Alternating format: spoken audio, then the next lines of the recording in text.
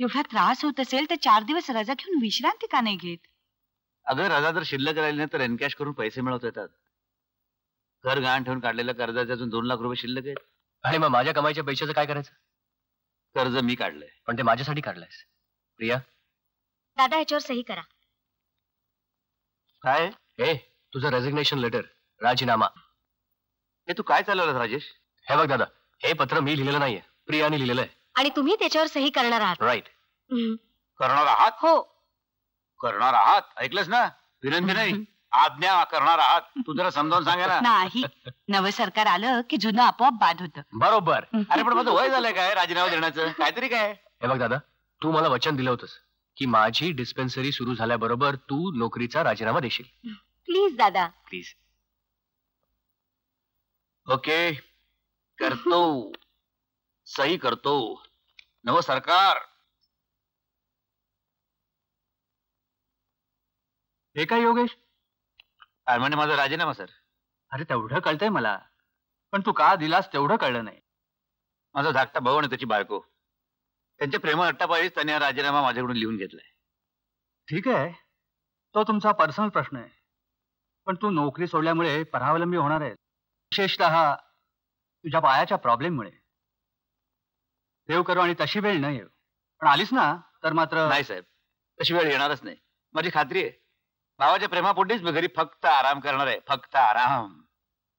Well, best of luck. Thank you sir. Ramu काका, अहो रामू काका. अगं रामू काकांना तूच 10 मिनिटावर पाठवलंस ना मार्केटमध्ये. अरे हो, विसरलेच मी. पण बघ, काही काम असलं तर मला सांग, मी करतो. नाहीतरी ती रिकाम बसून बसून बोर झालोय. काम काही नाही हो, पण प्रिया अजून घरी आली नाही म्हणून. कुठे गेली? अहो सकाळपासून तिला 3दा उलट्या झाल्या, म्हणून डॉक्टरकडे जरा. उलट्या? म्हणजे याच्या जेवणात काही भलत असेल तर. अहो घाबरण्यासारखं काही नाही, हा बायकांचा आजार आहे. मी फक्त खात्री करून घ्यायला तिला डॉक्टरकडे पाठवलं होतं. खात्री? म्हणजे आपल्या घरात बाळ जन्माला येणार तर? तसं वाटतंय तरी खरं. चला, मी पेढे आणायला जातो. काही नको, उगाच काहीतरी भलतंच तुमचं. हा, अहो पेढ्यांना अजून खूप उशीर आहे. तुम्ही फक्त डॉक्टर जोशींच्या मॅटर्निटी होम मध्ये जाऊन तिला उशीर का झाला एवढं बघा. पण डॉक्टर जोशी आता आहेत कुठे इकडे? त्याने जागा केव्हाच बिल्डरला विकली. म्हणजे मग ती कुठल्या डॉक्टरकडे गेलीये? अगं तू मला सांगितलं असतं तर मी नसतो का तिच्यासोबत गेलो. अहो पण ती म्हणाली मी एकटी जाईन म्हणून. आता तिला एवढा वेळ लागेल असं मला. आलीच, किती वेळेवर आलीस. आमच्या दोघांचा जीव नुसता टांगणीला लागला होता. अहो वहिनी, डॉक्टर जोशींचं मॅटर्निटी ते मला कळलं, पण आधी मला सांग, अंदाज खरा आहे ना? तुम्ही काका होणार आणि मी काकू. मी आत येऊ का? तुम्ही आई आई या आत या ना. घरात कोणी नाही वाटतं. प्रिया आहे ना, आत्ताच डॉक्टर कडून आलीये. डॉक्टर कडून का? एक आनंदाची बातमी, तुम्ही लवकरच आजी होणार आहात. काय सांगताय? प्रिया कुठे आहे? तिच्या रूम मध्ये. पाहिलं किती खुश झाल्या? पाहिलं ना, पाहिलं. वेळ साधून आली म्हातारी कबाबी हड्डी. जी भावरा, तुम्ही फिल्टर कॉफी घेणार आहे? मी प्रियाच्या आईसाठी करणार आहे. अगं एवढी गोड बातमी ऐकल्यानंतर कडू कॉफी का प्यायची? अगं आता तू स्वतःला सांभाळायला हवं. घरची कामं बिमं काही करायची नाहीत.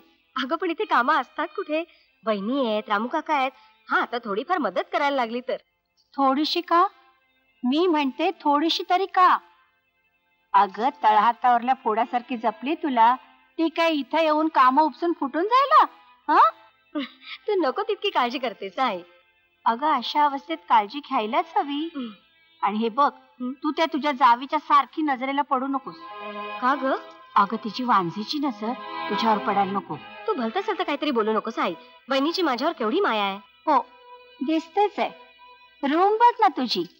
अगं नव्या नवलाईचा संसार तुझा, पण फर्निचर तर सोडा, हे जुने पडदे सुद्धा बदलायचं तुझ्या जावेच्या लक्षात आलेलं नाही. अगं राजेशची प्रॅक्टिस आता कुठे सुरू झाली, येईल हळूहळू सगळं. तोपर्यंत तू म्हातारी होशील. अगं पहिलट कणीचं मन कसं आनंदित राहायला हवं, आजूबाजूचं वातावरण कसं प्रफुल्लित असायला हवं. जाऊ दे, मीच पाठवून देते तुला सगळं फर्निचर. अगं पण आई. अगं ए वहिनी, नमस्कार. प्रिया, वहिनी कुठे गेली? अरे ते बाहेरच तर होत्या. अगं किचन विचन सगळीकडेच पाहिलं, कुठेच नाहीये ती. खरं तर तिला मला एक आनंदाची बातमी द्यायची आहे. मी आलोच आता. अहो जावई बापू, आधी तुमच्या बायकोची आनंदाची बातमी ऐका आणि नंतर तुमची बातमी तुमच्या वहिनीला सांगा. हे बघा सासूबाई, आधी मला ही बातमी माझ्या वहिनीला सांगायला हवी. अहो पण हिची बातमी तर आहे का? ती नंतर. आधी वहिनी. वहिनी, ए वहिनी. पाहिलंस, हा तुझा नवरा का त्या वहिनीचा गुलाम? एवढी बातमी ऐकलीस तर काय झालं असतं, पण नाही, तू या घराची मालकीण थोडीच आहेस. जाऊ दे गाई, तू उगाच पराचा कावळा करू नकोस. मला काय करायचंय बाई? तू गिधाडाला महिना म्हणत असलीस तर म्हण बापडी.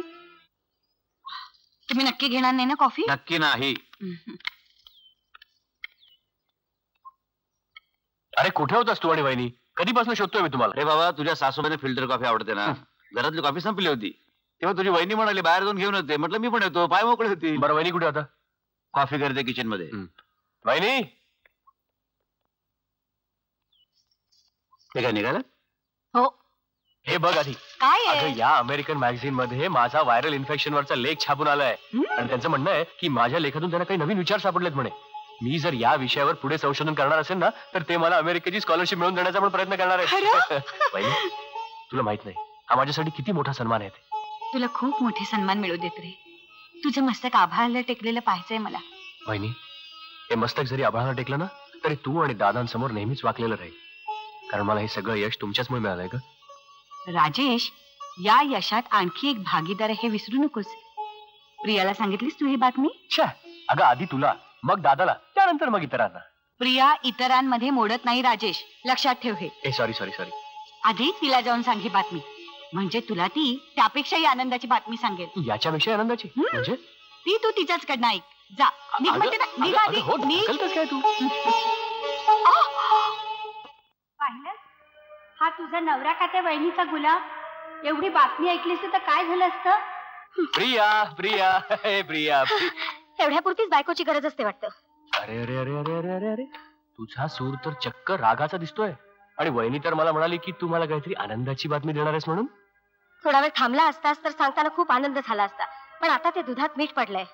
अरे बाप रे, तुझ्या बोलण्यात बराच खारटपणा जाणवतोय बुवा. बरं anyway, A I am sorry. चुकलो म्हटलं ना, आता तरी माफ कर. केलंस ना? हा, आता सांग काय आनंदाची बातमी सांगणार होतीस? सांग ना. ए सांग ना, काय आनंदाची बातमी सांगणार होतीस? ज्या वहिनीनं तुझी आनंदाची बातमी सांगितलीस त्यांना जाऊन विचार ना माझी आनंदाची बातमी.